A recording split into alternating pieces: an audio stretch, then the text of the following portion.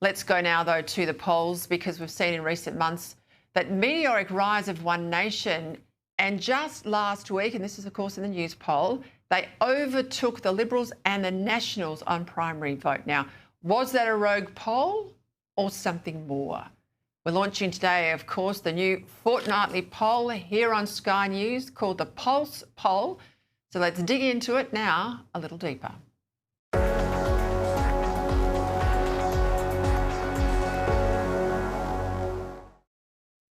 Well, Tom, you're in the hot seat again. This is our first ever Pulse poll, and you're our Sky News Chief Election Analyst.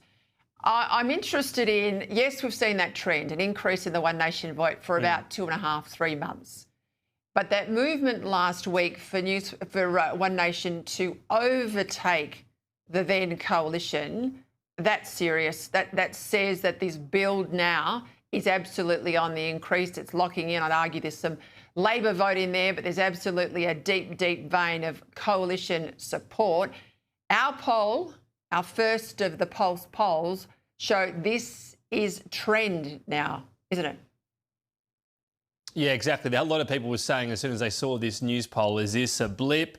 Well, it's not. We're seeing a continued trend, almost perhaps a rush to the exit for coalition voters. Let's take you through, and this will look a bit crowded, Peter, because we're showing your viewers here the reality. It's not a coalition, is it, anymore? So this is why we've got all these different parties. Labor down a bit. One Nation, as you say, the headline, 18.6 up. That's since the 2025 election. So that's what I'm showing your viewers here, how this compares to the last election, where the polls, where the primary vote's changing. Liberal Party, so the separate Liberal Party, going from more than 20 now to 14%. Greens pretty static, Independents a little bit down. And then you get to the LNP. So the Liberals and Nationals are still technically together in Queensland. We'll see if that lasts, but you can see their vote goes from 7.1 to 4.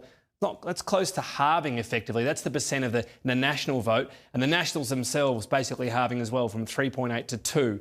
So that's compared to the last election. And even if you put the coalition back together and just pretend it's all one big happy family, you still get this result. So the coalition would be 20%, 11.8% down. You can see here that, as you alluded to, some Labor voters peeling off to One Nation, but mostly the coalition with a bit of the other vote there.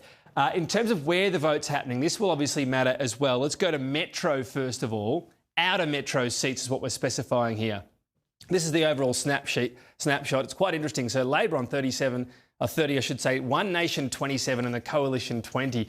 This was the Liberal strategy, wasn't it? Outer suburban seats. Look how well One Nation's doing there. And in some of them, of course, they'll be a lot higher.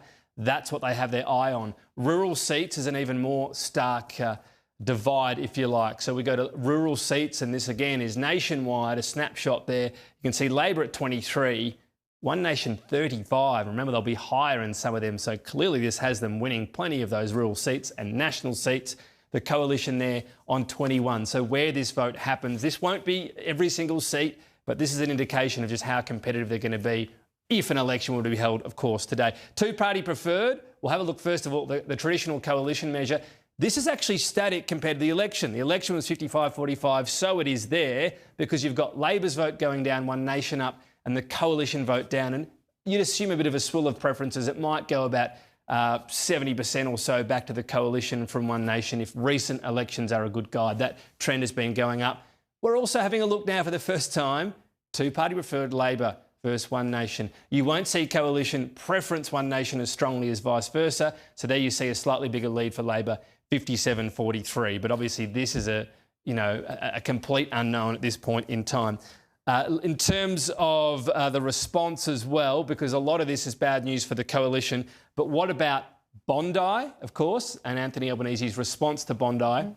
This is quite interesting. How's he responded? This is just post. This is not even taking into account, a lack of action on anti-Semitism. 5% very well. 38% are giving him a bit of a pass at, as well as can be expected in a difficult circumstance. But 21% saying even in that difficult circumstance he should have done better. And this is a big figure here, 28% very badly. So whilst he might have escaped the worst result there possible, which would be a whole lot of people, a stronger percent saying he's done badly, 28% is a very high to say very badly. And, you'd feel like he's on notice. Another crisis comes up and how he responds to that, there'll be an even stronger, you'd think, magnifying glass on how the PM does respond.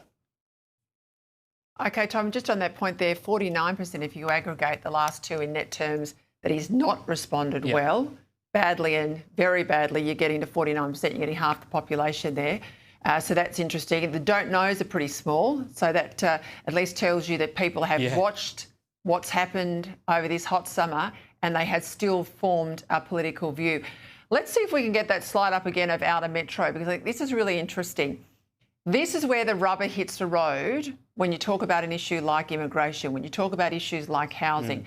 People who live in outer metro seats, they live with the personal impacts of record high immigration. You know, they're sitting in the traffic, they're struggling to find rental accommodation. There might be issues in the workforce, in their jobs. Their neighbours are recently arrived immigrants. People in their community trying to do the Deliveroo jobs are recently arrived immigrants or students extending their visas. So you also had a look at immigration, and there is, in those numbers, an absolute warning for the coalition, isn't there? Yes, there is. So if we're looking at this outer metro, and the point about this number is, whilst you might say, well, 27 isn't competitive, that's the average. You're going to see seats where that's a lot higher. Think of those Western Corridor growth areas, for example, outside of Melbourne. So that number there says they win some of those seats. That's if an election were held today. That's the caveat on all of this. And this is immigration you spoke about. Now, this is the point of this survey is you give people multiple answers, and about the same is relatively high at 28%. But almost nobody says more immigration, 3 and 5, so that's 8%. And the point is, first of all, you've got 64% saying reduce immigration, but 43%, nearly half, going for a big decrease. Now, Labor's been out there saying immigration is decreasing. It is, but from very, very high figures, of course, post-COVID. There was this build-up of people wanting to get in, but the fact that you get so many in 1 year, infrastructure just plods along at a certain level, it can't catch up the way that immigration actually did in the post-COVID era. So it does say to you that the coalition has tried to make this a point they've campaigned on. Voters are concerned about it, but the vote's not going to them. It's going to One Nation. Now, it's a complex area, and that's why I think it'll be interesting to see One Nation's response. Barnaby Joyce is a good retail politician. What do they do on it? Do they go for real policy detail, or do they keep it broad on this? Because right now there's anger. The best way to capitalise that and turn that into votes is going to be the question everybody's asking. So far, it seems to be One Nation doing it more successfully. Just a quick one. Flash up the numbers on the gender split, because one of the big pushes from Susan's boosters was pick a female leader, back a female leader. We will get ourselves back in the race with female voters. I've always argued, well, we women, we vote on a hell of a lot more than just the gender of the candidate. It hasn't given her any boost whatsoever. In fact, the Prime Minister's done better in relation to women than Susan Lee has. I won't get a comment. I'll leave that there for people to cogitate at home, and I'll move straight to my panel. Thank you, Tom.